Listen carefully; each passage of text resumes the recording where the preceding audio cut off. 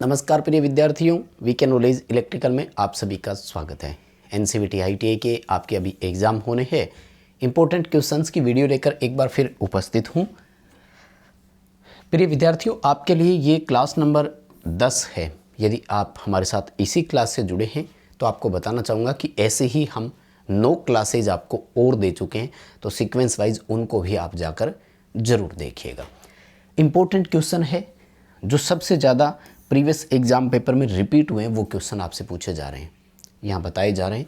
आपके एग्ज़ाम में 2023 में जो आपका एग्ज़ाम अभी होना है उसमें ये आपके लिए हेल्पफुल हो सकते हैं। सो कंप्लीट वीडियो लास्ट तक ज़रूर देखना, और इस वीडियो में जितने भी क्वेश्चंस बताए जाते हैं आपको उन सबको बहुत ध्यानपूर्वक पढ़कर जाना। आपके पेपर में ये क्वेश्चन आपको देखने को ज़रूर मिल जाएंगे।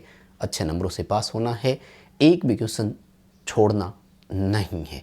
ख़ास तौर से ये वो क्वेश्चन लिए हमने जो प्रीवियस पेपरों में आए हैं, और एनसीवीटी जब एग्ज़ाम लेता है तो वो पिछले पेपरों से कुछ ना कुछ क्वेश्चन को रिपीट ज़रूर कर देता है। सो पूरा वीडियो देखना, सारे क्वेश्चन देखना और आराम से पूरा पेपर करके आना। चलिए आज के क्वेश्चनों से शुरू करते हैं, और ये रहा पहला सवाल आपके सामने, ठीक है। और देखो क्वेश्चन पूछ रहा है कि लंबी दूरी की डिस्ट्रीब्यूशन वाली जो लाइन होती है उनके लिए कौन सा डीसी जनरेटर उपयोग करना है। आपको मैं बता दूं, टॉपिक वाइज क्लास दे रहे हैं, एक टॉपिक पर एक दे रहे हैं। जनरेटर पर पिछली क्लास भी हमने दी थी, ये भी है। आज की क्लास में जनरेटर की क्वेश्चन है। चूँकि जनरेटर में ज़्यादा क्वेश्चन है इसलिए 2 क्लास में आपको करवा रहे हैं जो रिपीट हुए हैं। सीबीटी एग्ज़ाम में सबसे ज़्यादा रिपीट होते हैं। देखो क्वेश्चन तो देखो, लंबी दूरी के लिए जो काम में लेते हैं ना, यहाँ ऑप्शन नहीं है, मैं बता दूं इस क्वेश्चन का आंसर है डी, ठीक है। और आपका उसके लिए ऑप्शन जो हो जाएगा वो हो जाएगा क्यूमुलेटिव कंपाउंड, ठीक है। लंबी दूरी के लिए कौन सा जनरेटर काम में लेना है, क्यूमुलेटिव कंपाउंड। उसमें भी अगर ऑप्शन डिटेल से दे रखा हो तो फिर ओवर कंपाउंड लेते हैं, ये भी ध्यान रखना, ठीक है। ये सारे क्वेश्चन निम्मी असाइनमेंट के हैं। मैं आपको बता दूं एनसीवीटी के जितने भी एग्ज़ाम हैं वो निम्मी असाइनमेंट में से आ रहे हैं। हम आपको वो करवा रहे हैं जो प्रीवियस एग्ज़ाम में आए हैं, ताकि आपके पेपर में भी वो आ सके। तो स्क्रीनशॉट लेते टाइम कई बार पूरा क्वेश्चन नहीं होता है तो ऑप्शन रह जाता है, कोई बात नहीं, डी उत्तर करके आना आप इसका, ठीक है। देखिए अगला सवाल आपके सामने है, न्यूमेरिकल है, थोड़ा सा समय लेकर हल करना ज़रूर, और एग्ज़ाम में जब आ जाए तो कर देना सीधा, वैसे कोई दिक्कत नहीं है। क्योंकि जब ये क्वेश्चन देते हैं तो ये ऑप्शन को भी चेंज नहीं करते हैं, तो सेम टू सेम ऑप्शन भी देखने को मिल जाएगा। डाटा देख लेना, थोड़ा सा चेंज ना कर दें। जनरेटर में प्रेरित ईएमएफ गणना करने के लिए फॉर्मूला होता है φZNP/60A। ये फॉर्मूला भी पूछा जा चुका है, पिछली क्लास में इसको हम बात कर ही चुके थे। फाई का मतलब होता है फ्लक्स, और ये देखो ये रहा 0.007। अब आपको कंफ्यूज करने के लिए वो है ना, इसको 7 मिलीवेबर लिख सकता है, ठीक है। तो आंकड़े चेंज हो सकते हैं, कोई बड़ी बात नहीं है। जेड का मतलब होता है चालकों की संख्या। देखो इन्होंने टोटल 1020 चालक जो है वो आपको दे ही रखे हैं। एन का मतलब होता है घूर्णन गति, आरपीएम में 1500 आरपीएम दे रखी है। पी का मतलब होता है पोल की संख्या, तो 4 पोल है। 60 एक गुणक घटक है जो कि आरपीएम को आरपीएस करने के लिए काम में ले रहे हैं। ए का मतलब होता है पैरेलल पाथ, करंट के लिए धारा के समांतर रास्ते कितने, डिपेंड करेगा वाइंडिंग कौन सी है और उसमें वेव कौन सी है। तो सिंप्लेक्स है और वेव है, तो सिंप्लेक्स वेव में जितने पोल होते हैं, सिंप्लेक्स वेव में 2 रास्ते होते हैं, ठीक है। तो 2 का इसमें भाग देंगे। ये पूरी कैलकुलेशन करके आंसर का मिलान कर लेना। 357 वोल्ट आपका उत्तर आना चाहिए। मान एज इट इज़ रखना है, हल करके मिलान कर लेना, क्वेश्चन आपको देखने को उत्तर उसमें मिल जाएगा। सवाल देखो अगला, डीसी जनरेटर में कंपनसेटिंग वाइंडिंग का उद्देश्य क्या है। हिंदी में इसे क्षतिपूर्ति वाइंडिंग या भरपाई वाइंडिंग के नाम से जानते हैं। कंपनसेट का मतलब यही होता है क्षतिपूर्ति करना। कोई आपने काम यहाँ कर दिया तो कोई बात नहीं, जैसे संडे को आप ऑफिस चले गए तो हफ्ते में उसके बदले कहीं और छुट्टी दे देंगे, तो उसे भी कंपनसेटिव लीव बोलते हैं।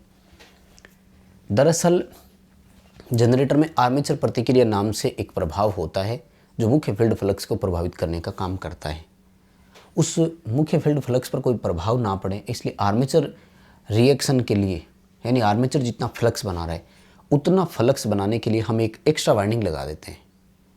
तो वो क्या करती है, आर्मेचर रिएक्शन का जो डीमैग्नेटाइजिंग इफेक्ट है, विचुंबकीय प्रभाव, उसको न्यूट्रलाइज कर देती है, ख़त्म कर देती है। क्यों? क्योंकि इस कंपनसेटिंग वाइंडिंग में जो धारा होती है वो उतनी ही होती है जितनी आर्मेचर में होती है। क्यों? क्योंकि ये आर्मेचर के सीरीज में लगी होती है, जितनी करंट आर्मेचर में चलेगी उतनी उसमें चलेगी, लेकिन इसमें धारा की जो दिशा होती है वो आर्मेचर करंट के अपोजिट है। यानी आर्मेचर में एंटर कर रही है तो इसमें वो एग्जिट होगी, मतलब रिवर्स करंट फ्लो होता है कि अगर आर्मेचर का वन सिरा यानी A1 में प्रवेश करती है तो C1 से बाहर निकलेगी। कंपनसेटिंग वाइंडिंग के C1 C2 टर्मिनल होते हैं, तो फिर चुंबकीय क्षेत्र तो समान बनेगा क्योंकि धारा समान है, लेकिन धारा की दिशा विपरीत है इसलिए चुंबकीय क्षेत्र की दिशा अपोजिट होगी। आर्मेचर के मुख्य फ्लक्स को वो वहीं कंपनसेट कर देती है। सी उत्तर होगा यहाँ पर, ठीक है। अच्छा क्वेश्चन है, ज़रूर आपको पेपर में देखने को मिल सकता है, अच्छे से इसे कवर अप करके जाना। सवाल देखो अगला। हाँ ज़रूर, अभी तक आपने वीडियो को लाइक नहीं किया है तो निवेदन करूँगा कि प्लीज़ लाइक कर दीजिए, और चैनल से पहली बार जुड़े हैं तो सब्सक्राइब कर लीजिए। हम इसी तरह का कंटेंट अपडेट इस चैनल पर आपको प्रोवाइड करवाते हैं। और जैसे अब सेकेंड ईयर पास कर लोगे तो कंपटीशन एग्ज़ाम की तैयारी करनी है, कंपटीशन वालों के तो सबसे लिए मोस्ट इम्पोर्टेंट अपडेट हम ही देते हैं, तो चैनल से जुड़े रहें और इस वीडियो को अपने दोस्तों के साथ शेयर ज़रूर करना ताकि वो भी इसे देख सकें। इलेक्ट्रोप्लेटिंग के लिए कौन से जनरेटर को हम काम में लेते हैं? देखो, इलेक्ट्रोप्लेटिंग के लिए शंट जनरेटर सबसे मोस्ट एफिशिएंट माना जाता है, ठीक है। इलेक्ट्रोप्लेटिंग प्रक्रिया के लिए शंट जनरेटर का इस्तेमाल करते हैं, ए ऑप्शन कर देना। वैसे तो क्यूमुलेटिव कंपाउंड का एक लेवल कंपाउंड आता है, आप चाहें तो उसे भी ले सकते हैं, ठीक है। चलिए आगे बढ़ने से पहले निवेदन रहेगा कि इस वीडियो के डिस्क्रिप्शन में लिंक दिया हुआ है, हमारा एंड्रॉयड ऐप डाउनलोड कीजिए। ऐप में हम हर मंडे फ्री टेस्ट प्रोवाइड करवाते हैं। वैसे तो कंपटीशन एग्ज़ाम वालों के लिए होता है, लेकिन ITI में भी वो हेल्पफुल रहेगा, यानी सभी के काम आने वाला है। तो ऐप डाउनलोड कर लीजिए और तैयार रहिए, हर मंडे आपको फ्री टेस्ट अटेंड करने को वहाँ से मिलता है। हर हफ्ते एक टेस्ट फ्री में मिल जाता है, यानी आपको 40 MB की जगह देनी है हमें, और आपको हम हर मंडे टेस्ट देंगे। आइए अगले सवाल पर। बड़े जो DC जनरेटर होते हैं उनमें पोल की कोर किस धातु की बनती है? देखो, पोल की कोर जो होगी वहाँ पर आपकी वो कास्ट आयरन की ही होगी, ये ध्यान रखना, ठीक है। बड़े जनरेटर जितने भी है उनमें पोल की कोर जो है वो कास्ट आयरन कर देना, कास्ट आयरन की बनेगी, डलवा लोहा ही उत्तर आएगा। सॉरी, जनरेटर बड़ा है यानी बड़ी मशीनें हैं तो उसमें आपको कास्ट स्टील करना है ना। छोटी मशीनें कास्ट आयरन करना है, और बड़ी मशीनें अगर हैं वो सेम वही लागू करना है नियम जो बॉडी का है, ठीक है। पोल की कोर हो या बॉडी की कोर हो, क्योंकि पोल जो होते हैं वो बॉडी के साथ ही कनेक्टेड होते हैं, तो आपको उसी ऑप्शन के साथ जाना है। दोबारा सुन लो, कोई बात नहीं। बड़े जनरेटर अगर हैं तो उनकी बॉडी और पोल की कोर दोनों कास्ट स्टील के होंगे। अगर छोटी मशीन है तो बॉडी और पोल कोर दोनों कास्ट आयरन के होंगे। खैर, सी उत्तर करके आना, ठीक है। सेम क्वेश्चन मिलेगा, सेम ऑप्शन मिलेगा, कंफ्यूज मत हो जाना। ध्यान रखना है ऑप्शन भी चेंज नहीं होते। जब भी असाइनमेंट में से क्वेश्चन आते हैं तो डायरेक्ट क्वेश्चन आपसे पूछ लिए जाते हैं। अगला सवाल देखो, DC जनरेटर में फील्ड कॉइल का उद्देश्य क्या है? फील्ड कॉइल तो चुंबकीय क्षेत्र बनाने के लिए लगती है, यानी यूँ बाहरी बॉडी है तो बॉडी के अंदर यहाँ पर पोल है और यहाँ पर पोल शू लगे हुए हैं, यहाँ पर हम कॉइल लपेटते हैं और इसको हम DC दे करके क्या करते हैं, उत्तेजित करते हैं, जिससे ये फ्लक्स बनाती है और उस चुंबकीय फ्लक्स का आर्मेचर के द्वारा छेदन किया जाता है, ठीक है। सी उत्तर कर देना। कुंडली फ्लक्स का निर्माण करने के लिए पोल को मैग्नेटाइज करना या चुंबकित करना, ठीक है, यही आएगा। हाँ, सी उत्तर करके आना। पोल में मैग्नेटाइज करता है या फ्लक्स निर्माण करती है, कॉपर की होती है, ये भी सवाल पूछा जा सकता है, ठीक है। और अगला सवाल, X के रूप में चिन्हित स्लॉट का उद्देश्य क्या है? दरअसल ये जो आप देख रहे हैं ये है आर्मेचर कोर का एक पार्ट, और आर्मेचर कोर का जो पार्ट है इसमें ये जो स्लॉट कटे हुए हैं ना, इनमें देखो ये तो है आर्मेचर स्लॉट जिनमें लेप या वेव वाइंडिंग की जाएगी। ये जो आप देख रहे हैं राउंड से, इन्हें बोलते हैं एयर डक्ट जो वेंटिलेशन का काम करेंगे। स्लॉट जिनमें वाइंडिंग इंस्टॉल की जाएगी, चालक स्थापित किए जाएंगे। ये है एयर डक्ट जो वेंटिलेशन का काम करेंगे। आर्मेचर में एक्सियल वेंटिलेशन होता है, ये ध्यान रखना है, क्योंकि वो तो आर्मेचर तो अंदर है ना, बंद होता है, तो इनमें फैन अंदर ही लगता है। ये जो स्लॉट है ना, ये जो इस तरह से आकृति इनकी बनाई है, ये होते हैं की वे। जब शाफ्ट में इस तरह के होल बने होते हैं, बीच में एक एक्स्ट्रा की डलती है, जिससे क्या होता है कि शाफ्ट के साथ ये हिले ना, एकदम मजबूत हो जाए। जैसे ये शाफ्ट है तो इसमें भी आधा खांचा बना होता है, आधा खांचा इनमें होता है, तो एक की डलती है बीच में, जिससे क्या है कि ये जो आर्मेचर कोर है वो यहाँ रहेगी। तो अब जैसे ही शाफ्ट घूमेगी तो उसके शाफ्ट के साथ ये घूमे, नहीं तो ये अलग फ्री हो जाएगी, शाफ्ट अलग फ्री रहेगी। ठीक है, तो ये की वे को फिक्स करने के लिए होती है, आर्मेचर शाफ्ट में बना होता है की वे। ठीक है, ये जो हिस्सा आप देख रहे थे वो आर्मेचर कोर था। अगला सवाल, डीसी जनरेटर में स्प्लिट रिंग का कार्य क्या है? देखो, स्प्लिट रिंग जब बहुत ज़्यादा मात्रा में हो जाए तो उसी का नाम कम्यूटेटर रखा है हमने। और कम्यूटेटर का काम क्या है कि जो एसी उत्पन्न हो रहा है उसे डीसी करना। डीसी को हम बोलते हैं डायरेक्ट करंट या एक दिशीय करंट, यानी वो करंट जिसकी दिशा नियत रहती हो, दिशा कभी नहीं बदलती है, इसे यूनिडायरेक्शनल बोलते हैं। तो ये कहता है मेक्स आउटपुट द यूनिडायरेक्शन। ये ऐसे क्वेश्चन है जो कंपटीशन एग्ज़ाम में आजकल आने लग गए हैं। अभी रिसेंटली छत्तीसगढ़ में पेपर हुआ आईटीआई ट्रेनिंग ऑफिसर का, इंस्ट्रक्टर का, सेम क्वेश्चन आए। राजस्थान पिलानी में टेक्नीशियन के हुआ, सेम क्वेश्चन आए। Chandigarh lineman, Chandigarh junior technician का हुआ, सेम क्वेश्चन आए। तो ये क्वेश्चन कंपटीशन एग्ज़ाम में भी आजकल आने लग गए हैं, आपके लिए बहुत इंपॉर्टेंट है, तो इनको भी आप अच्छे से पढ़ लेना। ठीक है, अगला सवाल देखो, जनरेटर में कम्यूटेटर कनेक्शनों के बीच में ये जो प्रतिरोधी तार लगाते हैं, ये क्यों लगा रहे हैं?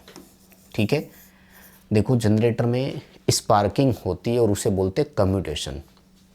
दरअसल स्पार्किंग होती है धारा के कारण, जो धारा होती है उसके कारण सेल्फ इंड्यूस ईएमएफ आता है, और वो कितना आता है? di/dt से। धारा के मान में ये जो परिवर्तन हो रहा है ना, ये होता है नैनो सेकंडों में। जैसे करंट 10 एम्पियर प्लस में चल रही थी तो 10 एम्पियर माइनस में हो जाती है, तो धारा के मान में परिवर्तन कितना आया?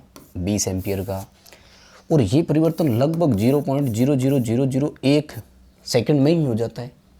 मतलब एक कुंडली कम्यूटेशन के बाद में जब सक्रिय होती है, जैसे मान लो ये पहले कॉइल में धारा यूँ चल रही थी, बाद में यूँ आती है, तो इस कॉइल में सेल्फ इंडक्शन के कारण एक वोल्टेज पैदा होती है जो लगभग 20 किलोवोल्ट से भी ज़्यादा होती है। और वो क्या करती है? अपने में से चलने वाली धारा का विरोध करती है, जो लेंज ने कहा था। तो फिर स्पार्किंग होने लग जाती है। तो उस स्पार्किंग को रोकने के लिए ये जो लगाया है ना, ये क्या करते हैं कि धारा परिवर्तन के समय को बढ़ा देते हैं।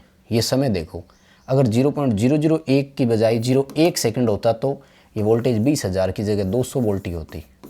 ठीक है, तो इसमें डी ऑप्शन है, यहाँ नहीं है, मैं बता देता हूँ। धारा परिवर्तन को सरल करना, धारा परिवर्तन का समय बढ़ाना, ऐसे करके ऑप्शन आपको मिलेगा। क्वेश्चन नंबर याद कर लो, सेम यही तरह का है, क्वेश्चन आ सकता है। ख़ास तौर से जितने भी डायग्राम दिए हुए हैं वो सारे क्वेश्चन पढ़ कर जाना, आपके पेपर में रिपीट हो जाएंगे। डायग्राम वाले क्वेश्चन तो वो जानबूझ कर देते हैं। क्वेश्चन देखो, बड़ी क्षमता के डीसी जनरेटर में योक बनाने के लिए किस धातु का उपयोग करते हैं? अब देखो, वापस क्वेश्चन आ गया। ठीक है, बड़ी कैपेसिटी वाला है और योक बोलते हैं बॉडी को, तो यहाँ पर आपको कास्ट स्टील करना है। कास्ट स्टील अगर ऑप्शन नहीं आए तो कास्ट स्टील को जो बनाने का तरीका होता है उसे रोलिंग स्टील के नाम से जानते हैं, तो रोल्ड स्टील बोलेंगे। ठीक है, डी उत्तर कर देना और क्वेश्चन पर आराम से समझ लेना। देखो, पेपर में जब आए तो आपको वहाँ पर इसकी कोई घबराहट नहीं हो और सेम अच्छा सा क्वेश्चन आपको करके आना है। ठीक है, वेव वाइंडिंग की विशेषता पूछी है। देखो, वेव वाइंडिंग हाई वोल्टेज के लिए होती है। ठीक है, हाई वोल्टेज के देखो 2 ऑप्शन है, और जो वाइंडिंग ज़्यादा वोल्टेज के लिए होती है उसकी करंट कम होती है। सी उत्तर आ जाएगा। लो करंट और हाई वोल्टेज। इसी तरह से लैप वाइंडिंग का भी तो आ सकता है, तो हाई करंट और लो वोल्टेज के लिए लैप वाइंडिंग होती है। ठीक है, ये सारे क्वेश्चन बहुत इंपॉर्टेंट है और लाइक वाला बटन आपने नहीं दबाया है अभी तक तो ज़रूर ये दबाइए और इस वीडियो को एक बार अपने दोस्तों तक शेयर ज़रूर कीजिए, फॉरवर्ड कीजिए, ताकि वो भी कनेक्ट हो सके हमारे साथ और इन्हें देख सके। ठीक, और आप चैनल को सब्सक्राइब ज़रूर कर लेना। अगला सवाल देखो, इंसुलेशन प्रतिरोध वाइंडिंग में सुधारना है, क्या करेंगे? इंसुलेशन प्रतिरोध नमी को सुधार कर दीजिए। इंसुलेशन प्रतिरोध डाउन आने का मतलब यही होता है कि वाइंडिंग में मॉइस्चर है, नमी है। इंसुलेशन प्रतिरोध सुधार एक ही तरीके से होगा, तो वो कह रहा है कि जब आपको मेंटेनेंस करनी हो उस समय थोड़ी सी उसमें गर्म हवा दे दी जाए। मैं कहता हूँ किसी लैंप से गर्म कर दो तब भी हो जाएगा, कोई दिक्कत नहीं है।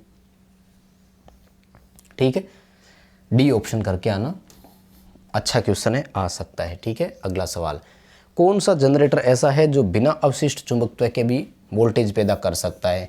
तो डी उत्तर आएगा। इंग्लिश में बोलते हैं सेपरेटली एक्साइटेड, हिंदी में बोलते हैं पृथक उत्तेजित। ठीक है, डी ऑप्शन में है, डी उत्तर करके आना, पृथक उत्तेजित, इंग्लिश में बोलेंगे सेपरेटली एक्साइटेड। और उसके बाद में ये वाला क्वेश्चन कि आर्क वेल्डिंग के लिए कौन सा, ये तो बहुत बार रिपीट हुआ है, वर्ष 2022 में हर शिफ्ट में लगभग ये क्वेश्चन आया था। ठीक है, तो सबसे ज़्यादा बार क्वेश्चन ये पूछा जाता है और आर्क वेल्डिंग में डिफरेंशियल कंपाउंड जनरेटर काम में लेते हैं। दरअसल इसके पीछे कारण होता है कि आर्क वेल्डिंग में एक बार यदि आर्क स्टार्ट हो जाए तो हमें वोल्टेज कम करने की ज़रूरत होती है, और डिफरेंशियल कंपाउंड जनरेटर की ये विशेषता ही है कि लोड आते ही इसमें वोल्टेज कम हो जाती है। तो ये बाई चांस से, मतलब बाई डिफ़ॉल्ट ही हमारे लिए सेटिंग बैठ गई इस तरह की, तो सी उत्तर इसके लिए सही रहेगा। ठीक है, बस दोस्तों इस क्लास में इतने ही थे। 2 क्लास में जनरेटर पूरा हो चुका है, दोनों क्लास जनरेटर की पढ़ कर जाना। इम्पोर्टेंट क्वेश्चन है, पेपर में आ सकते हैं। बस आप लाइक वाला बटन दबाइए, चैनल सब्सक्राइब कीजिए, ऐप डाउनलोड कर लीजिए, डिस्क्रिप्शन में लिंक दिया हुआ है, और इस क्लास को अपने दोस्तों तक शेयर करना। बहुत धन्यवाद।